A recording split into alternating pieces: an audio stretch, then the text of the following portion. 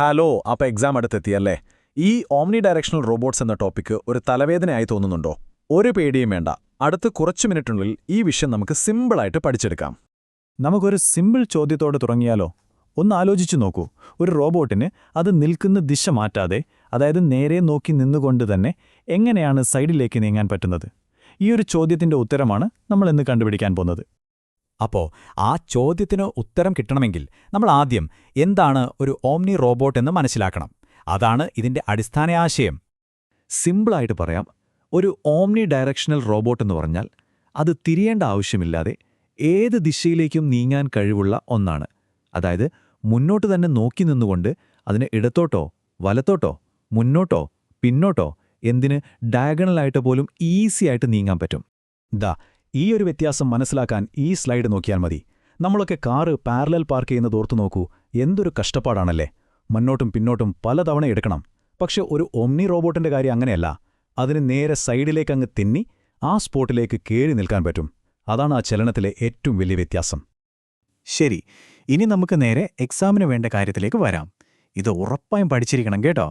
2 main ഡിസൈനുകളാണ് ഉള്ളത്. അതിലൊന്ന് 3 ചക്രങ്ങളുള്ള configuration. ഇതിന്റെ പ്രത്യേകതകൾ എന്തൊക്കെയാണെന്നും പരീക്ഷയ്ക്ക് എങ്ങനെ വരയ്ക്കണമെന്നും നമുക്ക് നോക്കാം. ഈ ഡിസൈൻ്റെ പ്രധാന പോയിന്റ്സ് ഇതൊക്കെയാണ്. ഇതിന്റെ ചക്രങ്ങൾ പരസ്പരം 120 ഡിഗ്രി വ്യത്യാസത്തിലാണ് വെച്ചിരിക്കുന്നത്. പിന്നെ ഇത് സാധാരണ വീലുകളല്ല, ഓംനി വീലുകൾ എന്ന് പറയും. ഈ വീലിന്റെ സൈഡിൽ ചെറിയ റോളറുകളുണ്ടാകും. ഈ റോളറുകളാണ് ശരിക്കും റോബോട്ടിനെ വശങ്ങളിലേക്ക് തിന്നി നീങ്ങാൻ സഹായിക്കുന്നത്.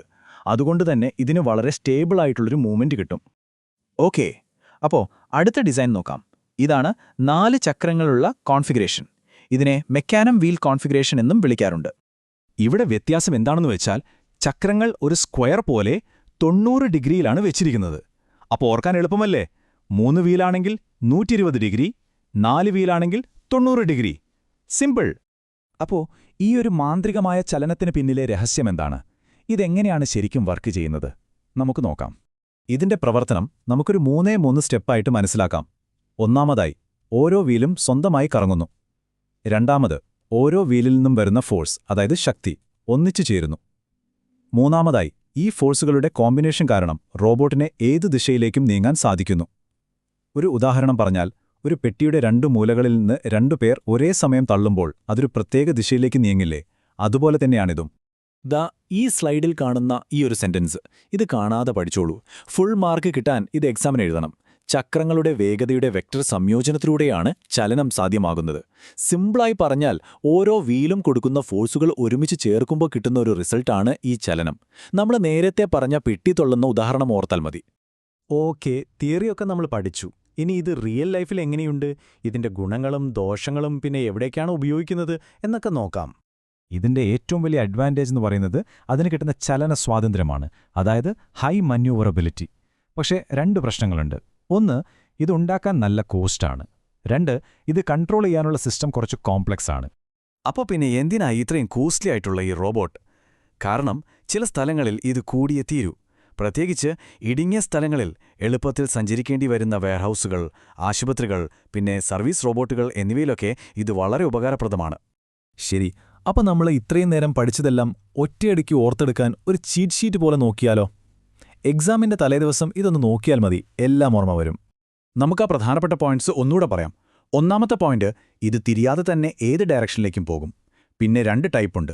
3 വീൽ, അതായത് 120 ഡിഗ്രി, പിന്നെ 4 വീൽ 90 ഡിഗ്രി. ഇതിന്റെ മൂവ്മെന്റിന് കാരണം ആ വെക്ടർ കോമ്പിനേഷനാണ്. അവസാനം വെയർഹൗസ് പോലെ ടൈറ്റായിട്ടുള്ള സ്ഥലങ്ങളിൽ ഇത് സൂപ്പറാണ്. ഇനി എക്സാമിന് ഒരു ചോദ്യം വന്നാൽ എങ്ങനെ ഒരു പെർഫെക്റ്റ് ആൻസർ എഴുതാം എന്ന് ഞാൻ പറഞ്ഞുതരാം. ആദ്യം ഓംനി റോബോട്ട് എന്താണെന്ന് ഒരു ഡെഫിനിഷൻ കൊടുക്കുക. അതിനുശേഷം നമ്മൾ പഠിച്ച 3 വീൽ 4 വീൽ കോൺഫിഗറേഷനുകളെപ്പറ്റി വിവരിക്കുക. അവസാനം ആ പ്രധാനപ്പെട്ട പോയിന്റ്, അതായത് വീലുകളുടെ വെലോസിറ്റിയുടെ വെക്ടർ കോമ്പിനേഷൻ വഴിയാണ് മൂവ്മെന്റ് ഉണ്ടാകുന്നതെന്ന് എഴുതുക. ഇത്രയും മതി, ഫുൾ മാർക്ക് ഉറപ്പ്. വെറുതെ എഴുതി വെച്ചാൽ മാത്രം പോരാ, ഒരു പടം കൂടി വരച്ചാൽ മാർക്ക് ഉറപ്പാണ്. പേടിക്കണ്ട, വലിയ ആർട്ടിസ്റ്റൊന്നും ആവണ്ട. ഈ കാണുന്ന പോലെ സിമ്പിളായിട്ട് വരച്ചാൽ മതി. 3 വീലിന് 120 ഡിഗ്രി അകലത്തിൽ 3 വൃത്തങ്ങളും 4 വീലിന് ഒരു ചതുരത്തിന്റെ 4 മൂലകളിലായി 4 വൃത്തങ്ങളും വരയ്ക്കാൻ ഒന്ന് പ്രാക്ടീസ് ചെയ്യുക. ഇത്രയും പറഞ്ഞിട്ടും കൺഫ്യൂഷൻ ഉണ്ടെങ്കിൽ ഈ ഒരു ഒറ്റ വാക്ക് ഓർത്താൽ മതി: ഗ്ലൈഡ് ചെയ്യുക, അതായത് തെന്നി നീങ്ങുക. ഓംനി റോബോട്ടുകൾ ടേൺ ചെയ്യുന്നില്ല, അവ ഗ്ലൈഡ് ചെയ്യുകയാണ്. ഇത് ഓർത്താൽ മതി, സംഭവം ക്ലിയർ ആവും. അപ്പോ റോബോട്ടുകൾക്കിപ്പോ ഇങ്ങനെ തെന്നി നീങ്ങാനൊക്കെ പറ്റി.